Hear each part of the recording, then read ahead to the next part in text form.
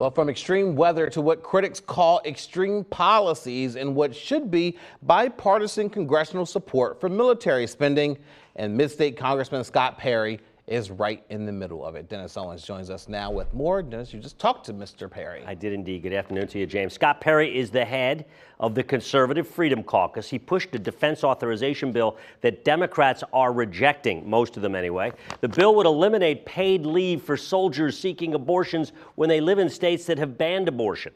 The bill would also eliminate medical care for trans soldiers and do away with programs meant to increase diversity in the ranks. The Freedom Caucus is being blasted for forcing these so-called culture war issues into America's readiness to fight a war.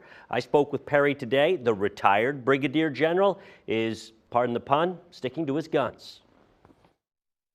So the things that take you out of deployable status and aren't focused on readiness and lethality, like paying for abortion travel, like paying for gender reassignment surgery, or like paying for a woke culture that's not focused on readiness and lethality, are things that many of us were interested in taking out of the bill.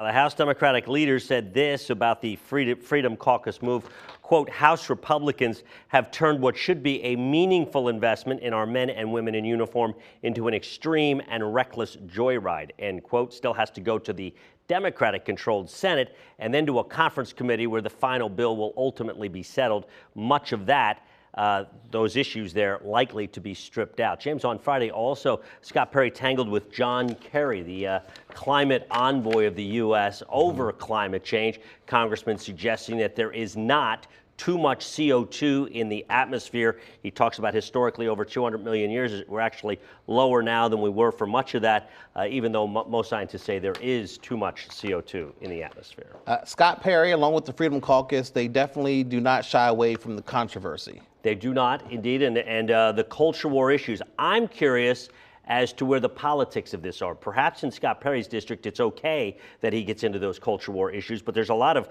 moderate Republicans and Republicans in swing districts that don't want to see abortion once again, don't want to poke the abortion bear, lest the electorate vote them out of office. They're not happy to see these types of issues, which, by the way, are likely to be stripped out anyway, because the Senate has a role in this entire thing as well. So but he knows that bringing them up gets them on to the news and gets it out there. It gets them out there, and they're also flexing their muscles a little bit. They have an important role to play. That Freedom Caucus, with such a narrow majority, the Freedom Caucus has a role to play, and they like to let people know and have their presence felt. Absolutely. All right, Dennis, thank you very much for that.